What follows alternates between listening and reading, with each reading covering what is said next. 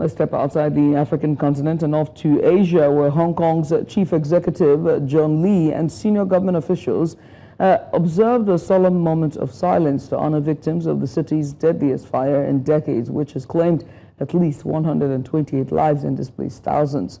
The fire erupted on Wednesday in a residential complex in Tai Po, leaving dozens injured and forcing many residents into emergency shelters. Several people remain unaccounted for as police continue searching the charred buildings for evidence and victims. Outside government headquarters, officials stood in silence for 3 minutes while Hong Kong and Chinese flags were flown at half-mast. Joining me now for more on this is Professor Mukesh Kapila. He joins me live from the University of Manchester. Professor Kapila, it's good to have you join us. What went wrong in Tai Po that allowed this fire to become so deadly and could not have been prevented? Well, there's a lot of speculation and we don't really know yet. And it's important to wait for the official inquiry that is undoubtedly going to take place. But from the reports, it appears that it was a combination, it could be a combination of unsafe working practices and unsafe materials that were used in the renovations of these extremely high-rise 31-floor buildings. And inclement weather, heavy winds helped.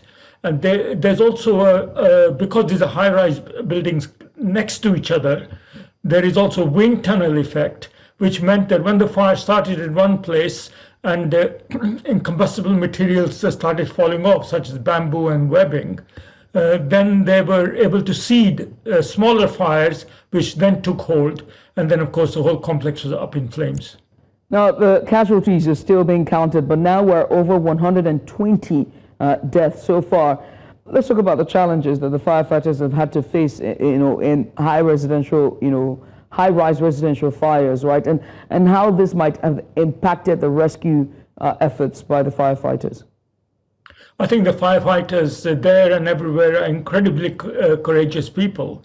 The problems are obviously a high-rise building means that the firefighters have to have ladders that can reach high enough.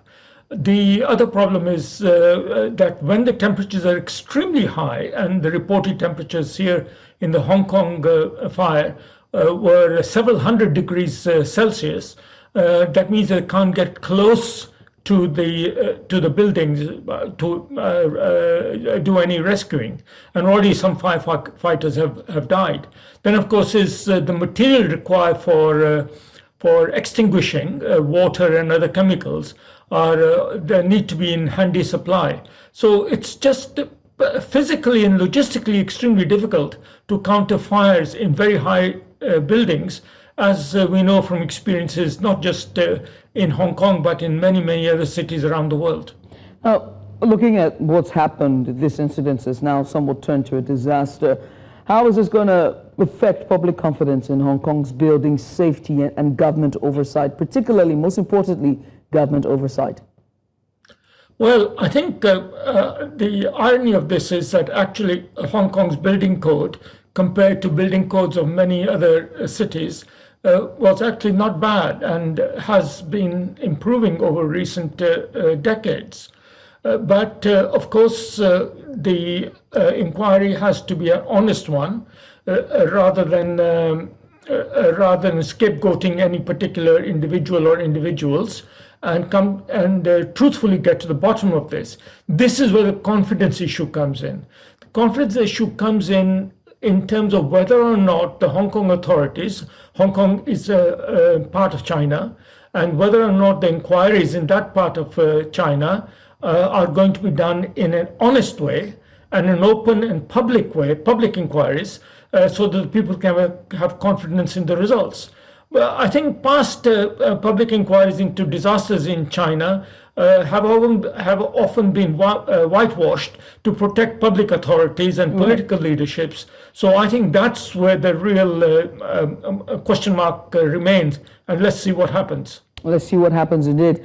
Professor, many thanks. We appreciate you for coming on. Professor Mukesh Kapila joining us virtually from Geneva.